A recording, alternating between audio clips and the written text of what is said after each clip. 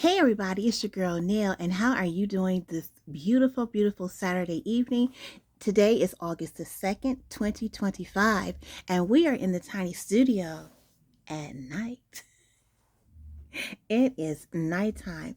It's I think it's around 8:30. Let me see.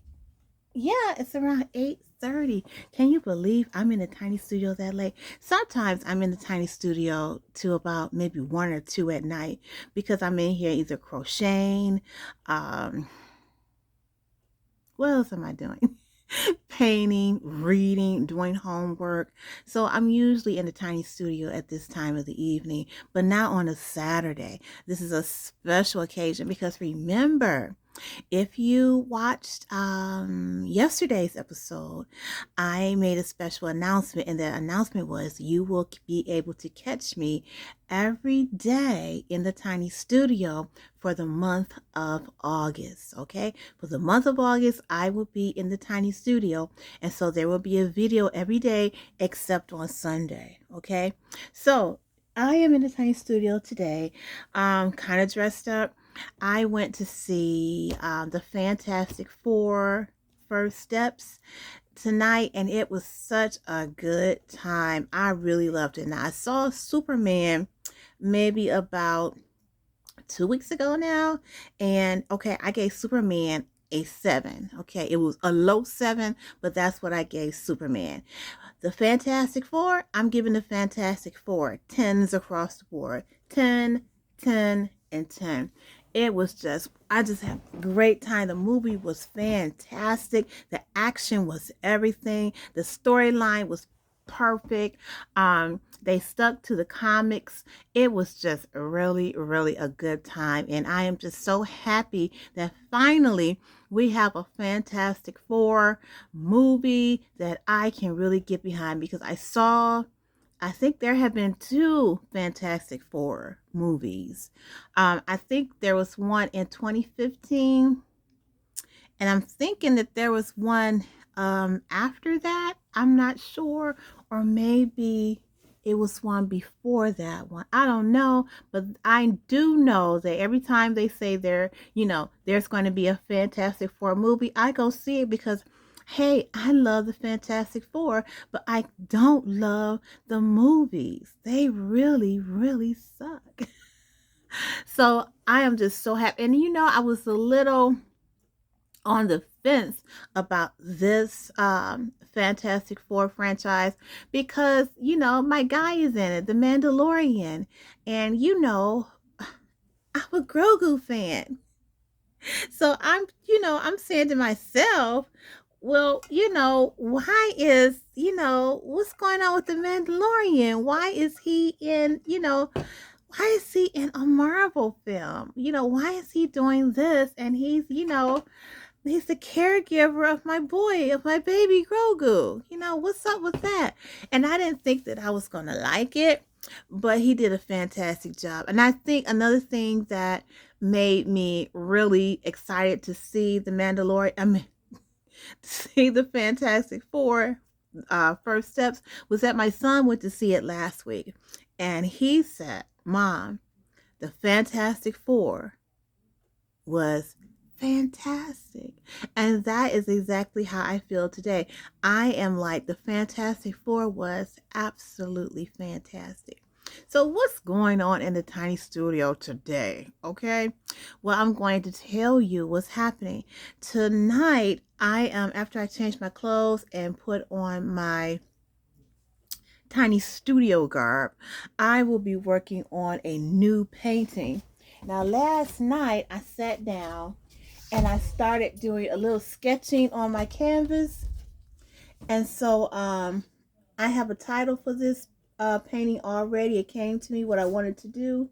And so I'm going to finish sketching some things that I want to add to the canvas. And then I will be marking my sketching off. I finally got some really, really good, I was using this, but I finally have some really, really good painter's tape. And I'm going to see if this painter tape work on the canvas, because the last painter's tape that I used, it really wasn't painter's tape. It was some type of masking tape, some type of artist tape. And anyhow, the paint bled through the tape, and I didn't like that. And my lines weren't sharp at all. So I thought this time around I would use this to make sure that my lines, were straight, and so that they'll be sharp. And I'll be using a paint and a special paint to be able to mark what I'm doing. And then I'll be adding the painter's tape, and this came highly recommended. I think this is the Scotch painter's tape.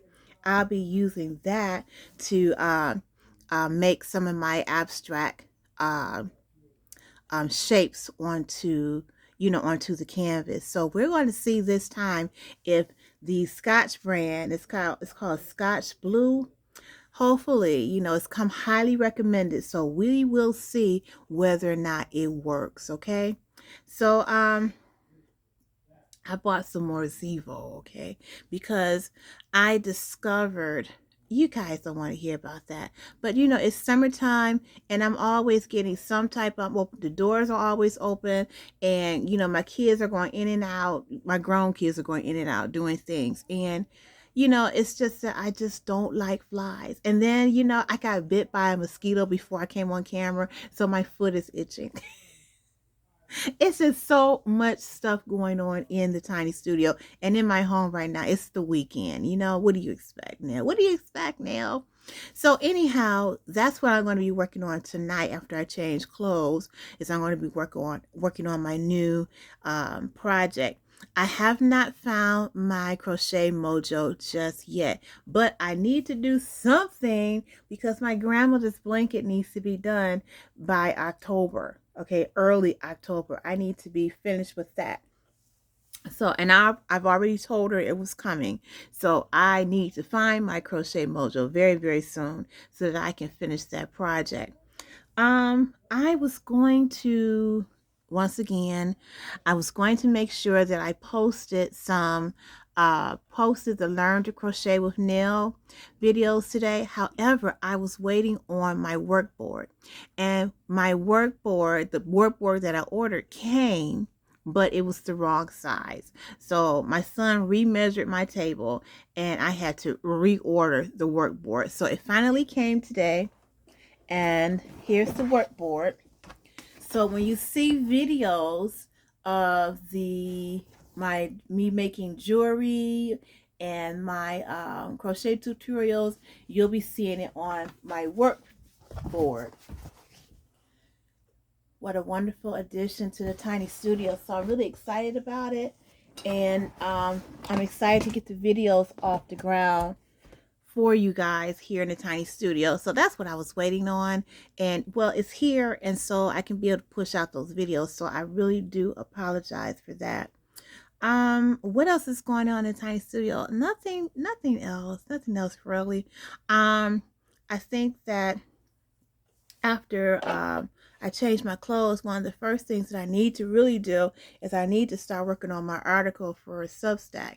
And I have a Substack account, and I really need to post something this week because I have subscribers.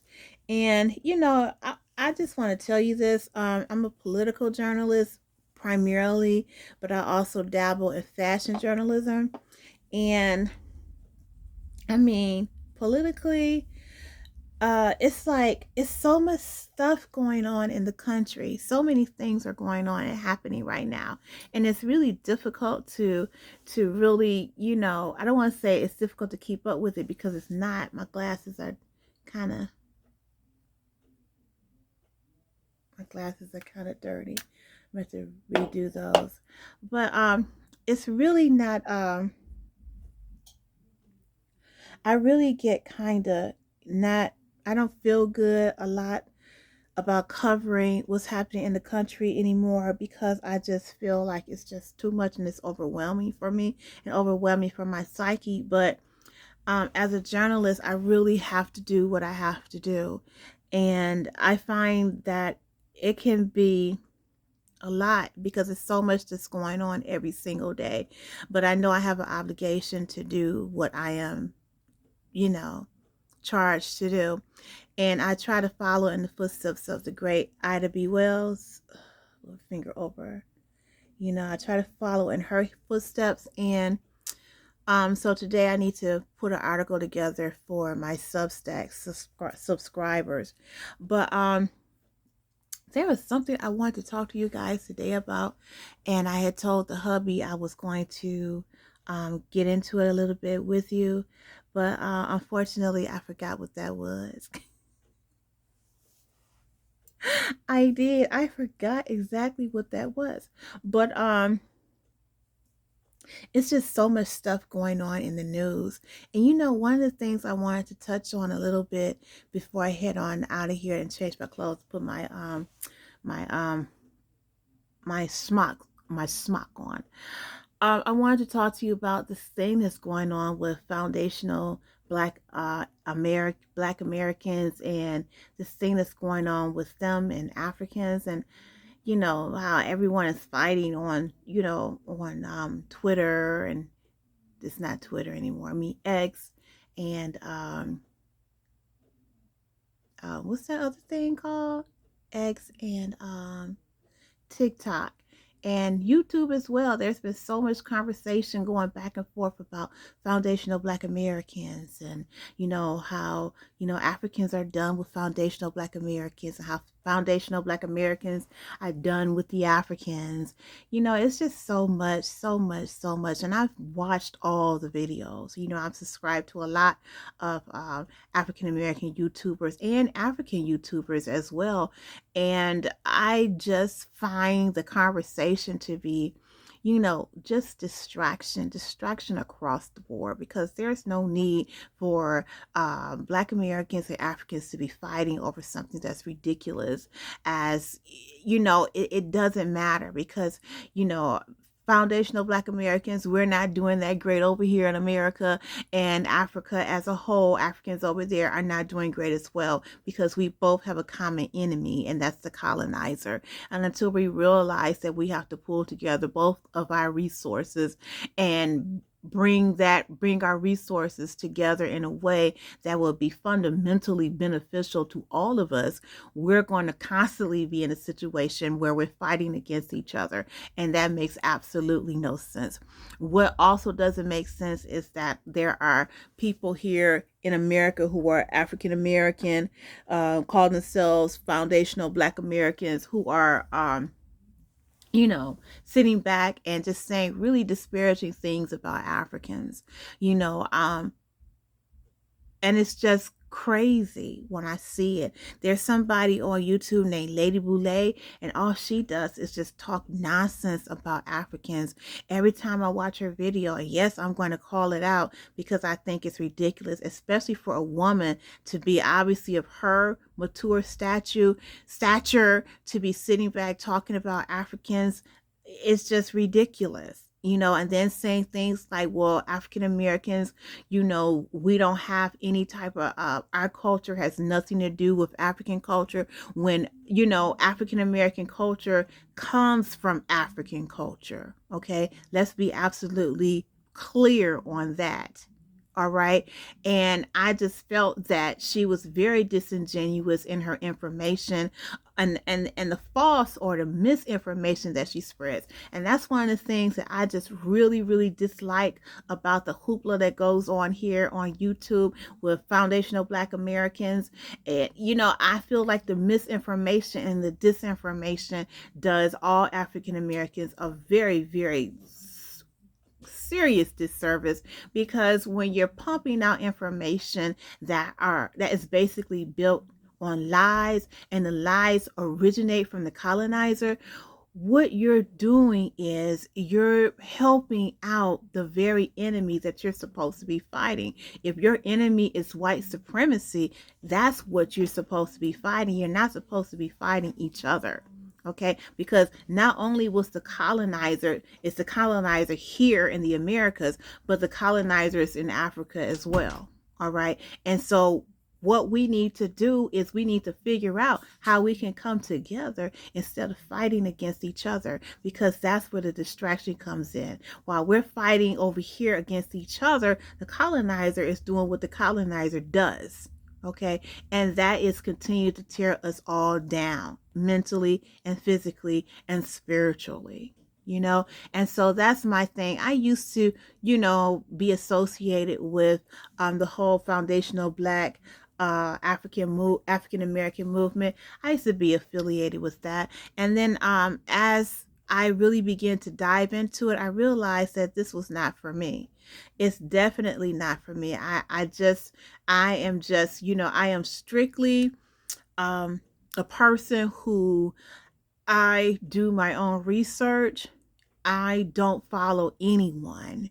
I follow what my head and my heart says. I don't need to jump on anyone's bandwagon to for knowledge, information, or for some type of cultural relevance. I don't do that. I don't feel, I'm not weak like that. I'm not weak like that. And I think that this whole, the whole foundational Black American movement is kind of weak, and the reason why I say that is because what the foundational Black American movement is about is really about reparations, and the thought that there are other entities or descendants of other peoples who, other African descendants who, come from the enslaved and who were dropped at other places around the world.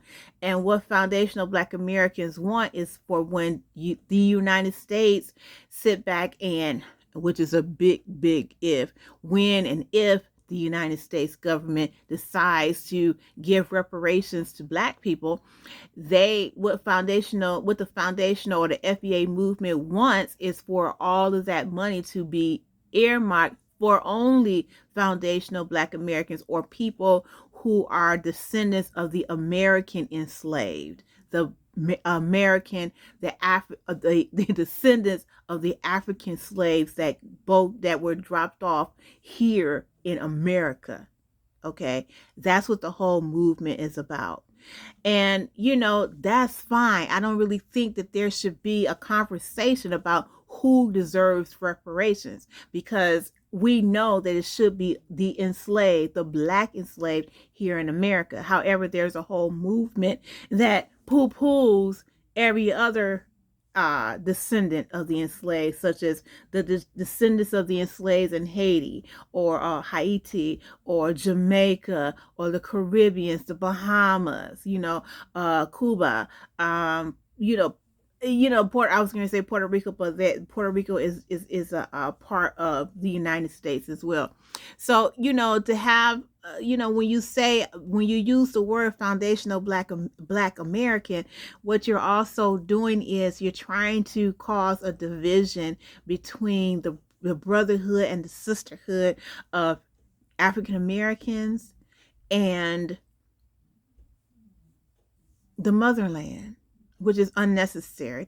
There is nothing, it's unnecessary to do that, because when we succeed in doing what we accomplish, what we want to accomplish as African Americans, then the motherland succeeds because they take a cue, or they'll be able to take their cues from us, and then Africans or the descendants of the enslaved in other places get to take their cues from us as well. If we continue to fight against each other, we're never going to be strong. And that's the part where I believe there's some type of disconnect. And my husband and I now remember what it was, what we were talking about, because did you know that the largest block of African Americans right now live in the South? And my question is, we were talking about Texas and how Texas is trying to go ahead and gerrymander the election, and which means they're trying to take away the seats of the African American Congress people that are in Texas. They need 5 seats. So what they're going to do, they're going to gerrymander it in a way that's going to possibly eliminate the Black voices or the Black voters and their representation. And that's a problem, especially when we all know that in Texas, black people are the majority. So black people, if black people are the majority and you take away their vote, and you take away their voice, what does that mean? And where does that leave black people? And I've just noticed that here in the South, being that I've lived here in Florida for, I want to say, almost 20 years, it's just been a thing where I just feel as if black people here in the South are not as strong and as powerful as we should be, or as they should be. And I say that coming from Detroit, where we have always had that activism type of spirit, and so that's why I am very frustrated with this whole FBA conversation, and this, FBAs and Africans are fighting against each other on X and on TikTok and on YouTube. It's really a distraction. It's really a huge distraction, and we should not be doing it, because there's a larger conversation that needs to be had right now, because Black people, we are definitely under attack. This administration is attacking us at all corners, all sides. We are being attacked. And if we do not come up with a strategy, and a strategy very soon, the conversation of us, of who is better, the FBAs or Africans, it's going to be mute. It's going to be a non-issue, because we are all going to feel the pain. It's going to be clobbering time for all of us. Okay? Because if Trump is able to succeed with whatever his intentions are for people of color here in the United States, if he's allowed to succeed with that, that just makes white supremacy brazen enough to continue with their plans of colonization and takeover of, other areas where it is predominantly Black or people of color, So we have to ask ourselves, what's more important? What's more important? Fighting against each other because some of us were born here in America, and some of us was born in Ghana or Nigeria or Kenya, Tanzania, Nairobi, that's a thing. It doesn't matter. And people like Lady Boulay, who sit on the internet and just sit on YouTube and just talk trash about Africans, it's not necessary. It's really unwarranted, and it's wrong. Because the most of the people that you see on YouTube, or you see on X, or you see on TikTok, that's just a microcosm. That's just a small group of people out of millions upon millions of Africans, upon millions and millions of African Americans, upon millions and millions of the descendants of African or the African enslaved all over the world.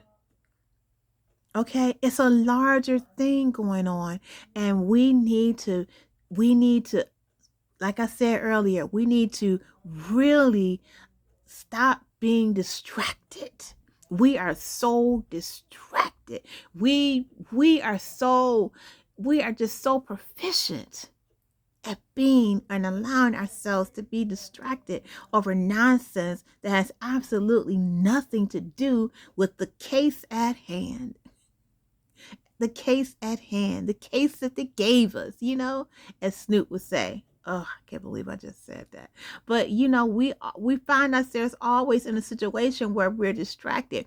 And the reason why we find ourselves in a situation where we're distracted is because for centuries now, we have allowed the thinking and the philosophy and the theology of the colonizer to just permeate our entire essence. And so we are not even conscious of the fact that we are distracted. But I'm here to tell you right now that you are being distracted from what's really going on. Your brother in Ghana is not your not your enemy. Your sister over in Nairobi is not your enemy. Your sister in Haiti is not your enemy. Your sister or your brother in the Dominican Republic is not your enemy. Okay. Your brother or sister in Jamaica is not your enemy. Okay. Your brother or sister in Sweden is not your enemy. It's not your enemy. Your brother or sister in Paris. Okay. And the sisters and brothers over there in France, they need our help too, because they're going through a lot. If you did not already know, they're going through some stuff over there as well. Okay. The descendants of the enslaved all over the world are going through something.